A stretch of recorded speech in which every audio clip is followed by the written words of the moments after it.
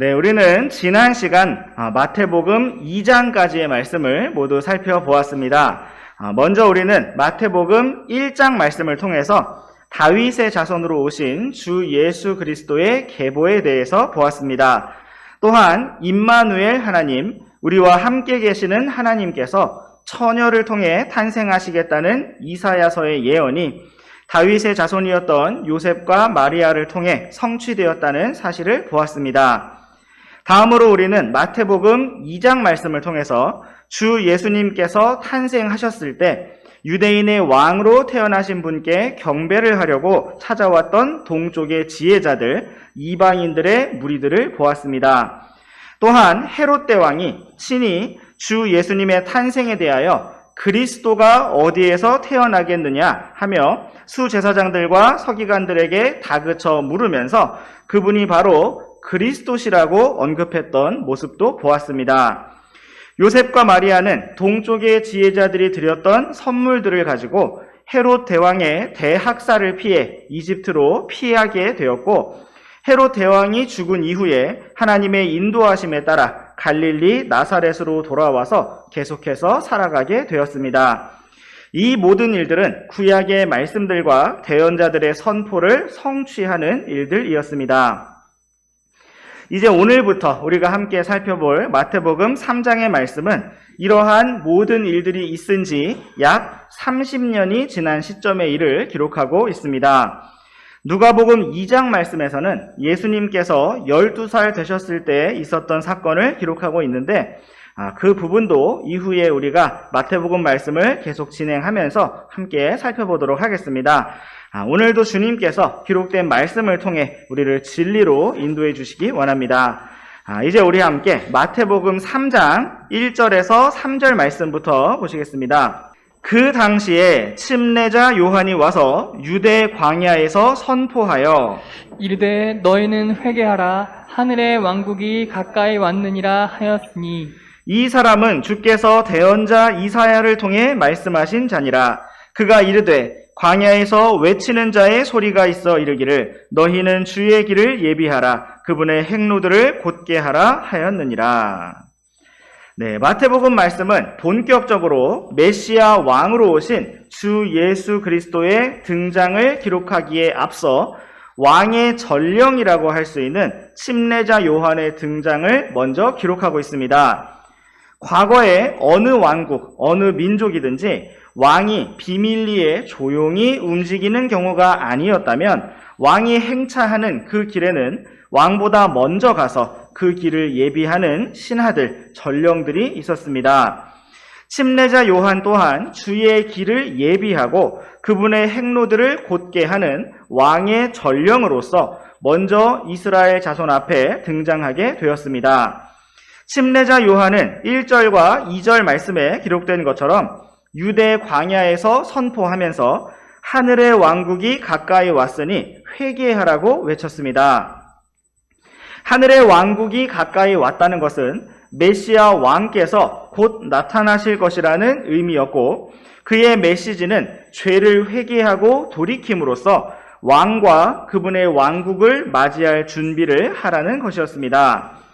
3절 말씀에서 사도 마태는 침례자 요한에 대하여 설명하기를 그가 바로 대언자 이사야가 예언했던 사람으로서 광야에서 외치는 자의 소리라고 기록하였습니다. 이 말씀이 기록된 곳은 바로 이사야서 40장인데 재미있게도 성경의 40번째 책인 마태복음과 잘 연결되고 있습니다. 우리 잠시 이사야서 말씀으로 직접 가보시겠습니다. 이사야서 40장 3절에서 5절까지 말씀 우리 한 구절씩 번갈아서 읽어보시겠습니다. 광야에서 외치는 자의 소리가 있어 이르기를 너희는 주의 길을 예비하라 우리 하나님을 위해 사막에 큰 길을 곧게 만들라.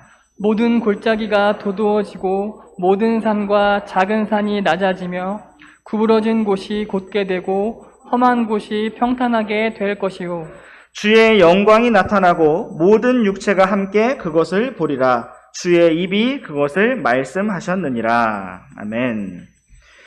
이 말씀에서 우리는 마태복음에서 인용하고 있는 광야에서 외치는 자의 소리를 볼 수가 있습니다.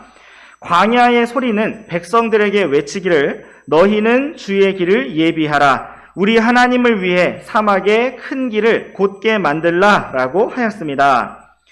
3절 말씀은 정확히 침례자 요한에 대하여 예언하고 있는 것이고 이어지는 4절과 5절의 말씀은 우리 주 예수 그리스도의 재림 때의 광경을 예언하고 있습니다. 구약의 대언자들은 주 예수님의 처음 오심인 초림과 다시 오심인 재림을 겹쳐서 보았습니다. 우리가 먼 곳에서 큰 산을 올려다보면 각각의 꼭대기들은 보이지만 그 사이에 있는 골짜기는 볼 수가 없는 것처럼 대언자들은 주 예수님의 초림과 재림이라는 꼭대기들은 보았지만 그 사이 골짜기에 존재하고 있었던 영광의 신비인 교회는 볼 수가 없었습니다. 그들은 메시아 그리스도의 고난과 영광을 동시에 보았고 그것이 어느 때를 가리키는 것인지 부지런히 탐구하였습니다. 우리 잠시 이사야서 이 말씀을 손가락으로 끼워두시고 베드로 전서 1장 말씀으로 가보시겠습니다. 10절과 11절 말씀을 번갈아서 읽어보시겠습니다. 혼의 구원에 관해서는 너희에게 미칠 은혜에 대하여 태어난 대언자들이 부지런히 조사하고 탐구하되 자기들 안에 계신 그리스도의 영께서 그리스도의 고난과 그 뒤에 있을 영광을 미리 증언해 주실 때에 그 영께서 무엇을 혹은 어느 때를 겉으로 드러내 보여주셨는지 탐구하였느니라. 네, 이 말씀과 같이 구약의 대언자들은 그리스도의 고난과 그 뒤에 있을 영광을 미리 보고 기록하였지만 그 말씀들이 무엇을 가리키는지 혹은 어느 때를 보여주셨는지 계속 탐구하였습니다. 그들은 그것을 확실히 알고자 하였지만 주님의 때가 오기까지는 알 수가 없었습니다. 그러므로 이사야서 말씀도 주 예수님의 초림과 재림을 동시에 한 흐름으로 기록하고 있고 이후에 우리가 예수님께서 회당에서 직접 이사야서 말씀을 읽으신 그 장면을 볼 때에도 이 부분을 다시 한번 언급하게 될 것입니다. 이제 다시 이사야서 40장 말씀으로 돌아오셔서 계속해서 이사야서 40장 4절과 5절 말씀을 살펴보시면 메시아 그리스도께서 오실 때 모든 골짜기가 도두어지고 모든 산과 작은 산이 낮아져서 평평하게 될 것이라고 말씀하고 있습니다. 구부러진 곳이 곧게 되고 험한 곳이 평탄하게 되는 대규모의 지각 변동이 있을 것을 말씀하고 있습니다. 그리고 5절 말씀과 같이 주의 영광이 나타나고 지구상의 모든 사람들이 그 모습을 목격하고 알게 될 것이라고 말씀하고 있습니다. 어떤 분들은 3절부터 5절까지의 말씀을 묶어서 이 모든 일들이 주 예수님의 초림 때에 영적으로 다 성취되었다라고 설명하시기도 합니다. 물론 영적으로도 우리의 어그러진 마음, 구부러진 마음이 곧게 되고 평탄하게 되었다라고 적용할 수가 있을 것입니다. 그러나 오늘날 아직 주 예수님께서는 재림하시지 않았고 영적으로 천년왕국이 임하지도 않았습니다. 성경은 주 예수님께서 모든 육체가 보는 가운데 재림하시고 천년왕국이 이 땅에 세워질 것이라고 분명하게 말씀하고 있습니다. 우리 다시 한번 이사야서 말씀을 손가락으로 끼워두시고 이번에는 스가랴 말씀으로 가보시겠습니다. 스가랴 14장 4절 말씀을 우리 함께 보시겠습니다. 시작! 그날에 그분의 발이 예루살렘 앞 동쪽에 있는 올리브 산 위에 서실 것이요 올리브 산이 그것의 한가운데서 동쪽과 서쪽으로 갈라짐으로 심히 큰 골짜기가 생길 것이며 그 산의 반은 북쪽으로 그 산의 반은 남쪽으로 이동하리라. 네, 이 말씀은 재림하시는 주 예수 그리스도의 발이 올리브 산 위에 서시게 될 것이라는 사실을 예언하고 있습니다. 주 예수님께서 올리브 산 위에 서실 때에 올리브 산이 동서남북으로 갈라지고 심히 큰 골짜기, 심히 큰 평야가 생기게 될 것임을 말씀하고 있습니다. 또한 우리와 함께 아래에 계속해서 이어지는 9절과 10절 말씀을 번갈아서 읽어보시겠습니다. 또 주께서 온 땅을 다스리는 왕이 되시리니 그날에는 한 주만 계실 것이며 그분의 이름 하나만 있으리라. 그 온 땅은 변하여 게바에서부터 예루살렘 남쪽 림몬까지 평야같이 될 것이며 또 그 땅이 들리고 그곳에 처소에 사람이 거주하되 베냐민 문에서부터 첫째 문이 있는 곳과 모퉁이 문까지 또 하넬 망대에서부터 왕의 포도즙 틀이 있는 곳까지 거주하리라. 네, 이 말씀은 주 예수 그리스도께서 재림하신 뒤에 천년 왕국을 세우시고 온 땅의 왕이 되실 것이라는 사실을 예언하고 있습니다. 또한 각각의 여러 지명이 언급되고 있는 가운데 대규모의 지각 변동이 있을 것을 예언하고 있는데 10절 말씀에서 그 땅이 들리고라고 표현된 것처럼 주 예수 그리스도께서 통치하시는 예루살렘 시온산만이 높이 들리게 될 것이고 나머지 모든 땅이 평지가 될 것입니다. 모든 높은 산들이 낮아질 것이고 모든 골짜기들이 도두어지고 메어지게 될 것입니다. 이제 우리 다시 이사야서 40장 말씀으로 돌아오셔서 이사야서 40장 9절부터 11절까지 말씀을 번갈아서 읽어보시겠습니다. 오 좋은 소식을 가져오는 시온아, 너는 높은 산으로 올라가라. 오 좋은 소식을 가져오는 예루살렘아, 내 소리를 힘써 높이라. 두려워하지 말고 소리를 높여 유다의 도시들에게 이르기를 너희 하나님을 보라 하라. 보라, 주 하나님께서 강한 손을 가지고 오실 것이요 그분의 팔이 그분을 위하여 다스리시리라. 보라, 그분의 보상이 그분께 있고 그분의 일이 그분 앞에 있도다. 그분께서는 목자같이 자기 양떼를 먹이시고 자기 팔로 어린 양들을 모은 뒤 그들을 품에 안아 옮기시며 어린 것들과 함께하는 그 어미들을 부드럽게 인도하시리라. 아멘. 네, 이 말씀은 정확히 우리 주 예수 그리스도의 모습을 보여주고 있습니다. 여기에서도 우리는 주 예수님의 초림과 재림의 장면이 뒤섞여 있는 것을 볼 수가 있습니다. 먼저 9절 말씀에서는 이 땅에 사람으로 오신 주 예수 그리스도께서 바로 이스라엘의 하나님이시며 임마누엘 하나님, 우리와 함께 계시는 하나님이신 것을 선언하고 있습니다. 10절 말씀에서는 주 하나님께서 강한 손을 가지고 오셔서 다스리실 것을 말씀하시면서 주 예수 그리스도의 재림 때의 장면과 천년 왕국의 모습을 보여주고 있습니다. 그러면서 11절 말씀에서는 특별히 선한 목자이신 주 예수님을 보여주며 초림 때의 예수님, 그리고 예언의 산 꼭대기들 사이 신비의 골짜기에 존재하는 교회 시대에 우리 성도들을 인도하시는 선한 목자이신 예수님을 보여주고 있습니다.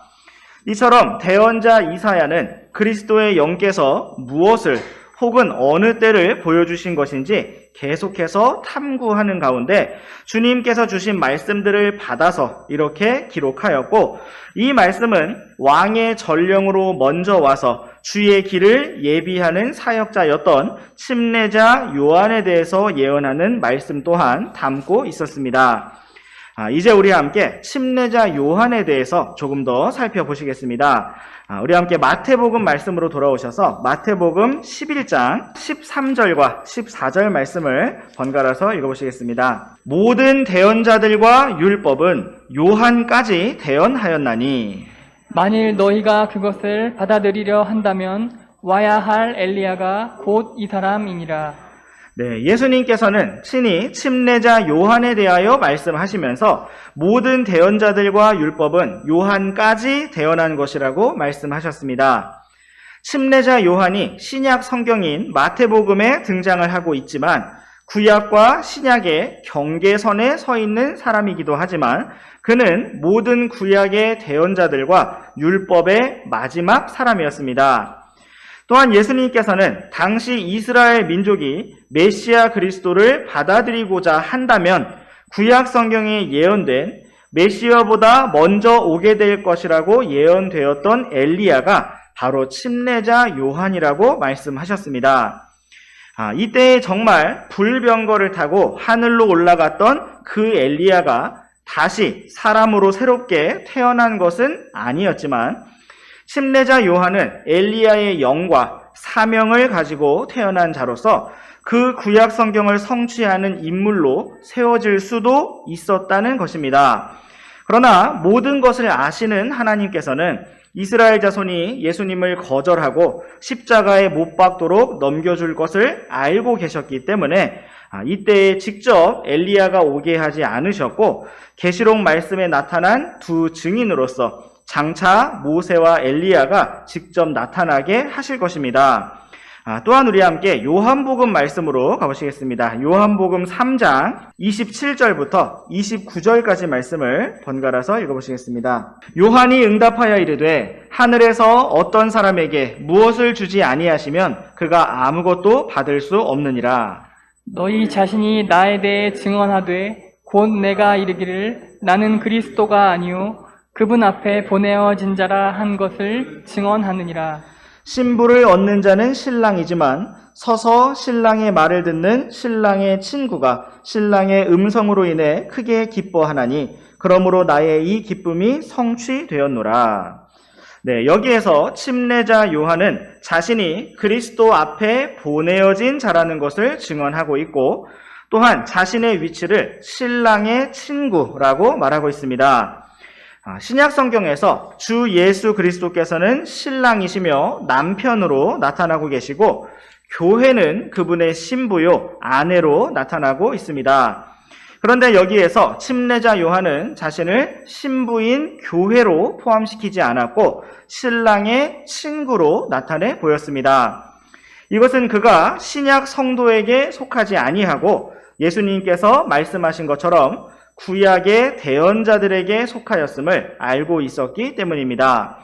또한 우리 함께 요한복음 1장 말씀으로 가셔서 요한복음 1장 21절부터 23절까지 말씀 번갈아서 읽어보시겠습니다. 그들이 그에게 묻되 그러면 무엇이냐 내가 엘리야냐 하니 그가 이르되 나는 아니라 하매 또 그들이 묻되 내가 그 대언자냐 하니 그가 대답하되 아니라 하므로 그때 그들이 그에게 이르되 너는 누구냐? 우리를 보낸 자들에게 우리가 대답하게 하라. 너는 너 자신에 대해 무엇라고 말하느냐 하니 그가 이르되 나는 대언자 이사야가 말한 것 같이 주의 길을 곧게 하라 하고 광야에서 외치는 자의 소리라 하니라. 네, 이 말씀은 당시 유대인 사회에 있었던 침례자 요한의 정체에 대한 논란과 혼란을 보여주고 있습니다. 사람들은 먼저 침례자 요한에게 내가 엘리야냐 하고 직접적으로 물었습니다. 우리는 앞서 예수님께서 그들이 받아들이려 한다면 와야 할 엘리야가 바로 이 사람이라고 말씀하셨던 것을 보았습니다. 그런데 여기에서 침례자 요한은 스스로 말하기를 자기 자신이 엘리야가 아니라고 하였습니다. 그 이유는 이스라엘 자손이 침례자 요한도 메시아 주 예수 그리스도도 받아들이려 하지 않았기 때문이었습니다. 유대인들은 계속 질문하기를 침례자 요한이 과거에 모세가 말했던 나와 같은 대언자인지 바로 그 대언자인지를 물었습니다. 그러나 침례자 요한은 모두 아니라고 말했고 자신은 오직 이사야가 예언했던 광야에서 외치는 자의 소리라고 말했습니다. 우리 잠시 구약 성경의 마지막 책인 말라기서 4장 5절과 6절 말씀을 보시겠습니다. 보라, 크고 두려운 주의 날이 오기 전에 내가 대언자 엘리야를 너희에게 보내리니 그가 아버지들의 마음을 자식들에게 돌아오게 하고 자식들의 마음을 그들의 아버지들에게 돌아오게 하여 내가 와서 저주로 그 땅을 치지 아니하게 하리라. 아멘. 이 말씀은 크고 두려운 주의 날에 대해 예언하고 있습니다. 이 날은 바로 주 예수 그리스도께서 재림하시는 날입니다. 유대인들은 이 날에 바로 메시아 왕께서 오셔서 모세가 했던 것처럼 이스라엘 민족을 이방 왕국들로부터 구출하고 해방시키며 모든 이방인들에게 재앙을 내리고 심판하는 날이라고 알고 있었고 그날이 오기 전에 대언자 엘리야가 먼저 나타날 것이라는 사실을 알고 있었습니다. 그러므로 그들은 바로 이 말씀을 근거로 침례자 요한이 엘리야인가 아닌가를 계속해서 물었고 살펴보았던 것이었습니다. 유대인들이 메시아 왕이신 주 예수 그리스도를 받아들일 준비가 되어 있었다면 침례자 요한은 엘리야가 먼저 올 것이라는 바로 이 구약의 예언을 성취하는 인물이 되었을 것이지만 이스라엘 자손들이 준비되어 있지 않았기 때문에 침례자 요한은 엘리야가 아니었고 다만 광야에서 외치는 자의 소리가 되었습니다. 야고보서 말씀에서는 엘리야가 아합 왕의 시대에 기도하여 비가 내리지 않게 했던 기근의 기간을 3년 6개월이라고 기록하고 있습니다. 그리고 계시록 말씀에서는 두 증인이 나타나 여러 가지 재앙으로 이 땅을 칠 것을 예언하고 있는데 그 중에 하나가 바로 비가 내리지 않는 기근이고 계시록 말씀은 그 기간이 42달, 즉 3년 6개월이 될 것이라고 말씀하고 있습니다. 바로 그때 구약시대에 불병거를 타고 하늘로 올라갔던 바로 그 엘리야가 다시 나타나서 마지막 날들에 주의 길을 예비하는 일을 하게 될 것입니다. 이제 오늘 침례자 요한에 대해서 정리를 하면서 우리 함께 요한복음 1장 말씀을 다시 한번 보시겠습니다. 요한복음 1장 6절부터 8절까지 말씀을 번갈아서 읽어보시겠습니다. 하나님께서 보내신 사람이 있었는데 그의 이름은 요한이더라. 바로 그가 그 빛에 대해 증언하려고 증인으로 왔으니 이것은 모든 사람들이 자기를 통해 믿게 하려 함이라. 그는 그 빛이 아니요 그 빛에 대해 증언하도록 보내어진 자더라. 아멘. 성경은 침례자 요한에 대해서 기록하면서 그가 빛에 대해 증언하려고 하나님께로부터 보내어진 증인이지만 그는 그 빛이 아니었다고 확실하게 기록하고 있습니다. 예수님께서는 침례자 요한에 대하여 많은 말씀들을 하시면서 그가 여자에게서 태어난 자들 가운데 가장 큰 자였다고 말씀하셨습니다. 그처럼 대단하고 훌륭한 침례자 요한이었지만 성경은 그는 그 빛이 아니요라고 기록하고 있습니다. 오늘날 이 땅에서 아무리 크고 대단한 말씀 사역자, 설교자, 목회자, 성경학자가 있다 할지라도 주님께서 보내시고 사용하시고 세우신 사람이 있다 할지라도 그는 결코 그 빛이 아닙니다. 빛은 오직 주 예수 그리스도이시기 때문입니다. 그러므로 그 어떤 사람도 빛과 같이 주목받아서는 안 되고 어떠한 칭송이나 높임의 대상이 되어서도 안 됩니다. 오직 모든 사람은 빛이신 예수 그리스도를 바라보고 오직 주 예수 그리스도의 이름만을 높이고 경배해야 합니다. 참으로 우리가 그렇게 오직 주님만을 바라보고 높이는 복된 믿음의 길로 걸어가기를 원합니다. 이제 우리와 함께 프린트의 1번 박스 마지막 부분에 정리해드린 광야에 대한 내용을 보고 마치도록 하겠습니다. 침례자 요한은 광야에서 외치는 자의 소리였고 당시 유대인들은 요르단강 옆 유대 광야에 있는 침례자 요한에게로 가서 바로 그곳에서 하나님의 말씀을 들었고 또 회개하였으며 회개의 침례를 받았습니다. 광야는 하나님께서 모세를 단련시키신 곳이었고 모세와 처음 만나신 곳이었습니다. 또한 광야는 하나님께서 이스라엘 민족을 불러내신 곳이었고 이스라엘 자손과 처음 만나신 곳이었습니다. 하나님의 마음에 맞는 사람 다윗도 언제나 광야에서 주님을 만났고 많은 위기와 도망을 다니는 상황 가운데 여러 광야에서 주님을 부르고 바라보았습니다. 엘리야도 광야길로 들어가 주님을 불렀고 많은 믿음의 사람들이 이렇게 광야에서 주님을 새롭게 찾고 만나며 믿음의 단련을 받았습니다. 광야는 안락하고 편안한 사람들의 세상을 떠난 조용한 곳이고 또 척박한 곳이며 인간적인 모든 관계들과 영향력을 벗어난 자유로운 곳입니다. 광야는 하나님의 돌보심이 없이는 살아갈 수가 없는 곳이고 하나님의 인도하심이 없이는 길을 찾을 수가 없는 곳입니다. 우리 함께 신명기 8장 2절과 3절 말씀을 보시겠습니다. 너는 주 내 하나님께서 이 40년 동안 광야에서 너를 인도하신 그 모든 길을 기억할지니 이것은 그분께서 너를 낮추시며 너를 시험하사 내 마음속에 무엇이 있는지 내가 그분의 명령들을 지키려 하는지 지키려 하지 않는지 알려 하심이니라. 그분께서 너를 낮추시며 줄이게 하시고 너도 알지 못하며 내 조상들도 알지 못하던 만나를 내게 먹이신 것은 사람이 빵으로만 살지 아니하고 주의 입에서 나오는 모든 말씀으로 사는 줄을 내가 알게 하려 하심이니라. 아멘. 하나님께서는 광야에서 이스라엘 자손을 낮추셨고 그들의 마음을 시험하셨으며 그들의 길을 인도하셨습니다. 하나님께서는 광야에서 그들을 먹이셨고 돌보셨으며 하나님의 입에서 나오는 모든 말씀으로 살도록 가르치셨습니다. 이처럼 그들은 광야에서 살아계신 하나님을 생생하게 경험하였습니다. 때로 하나님께서는 우리를 이와 같이 인생의 광야로 이끌어내십니다. 우리가 시끄러운 사람들 속에 있으면서 주님의 음성을 잘 듣지 못하기 때문이고 사람들을 바라보고 의지하면서 주님의 돌보심을 잘 알지 못하기 때문입니다. 하나님께서는 우리에게 따로 말씀하시고 분명하게 인도하시는 광야로 우리를 이끌어 가실 때가 있습니다.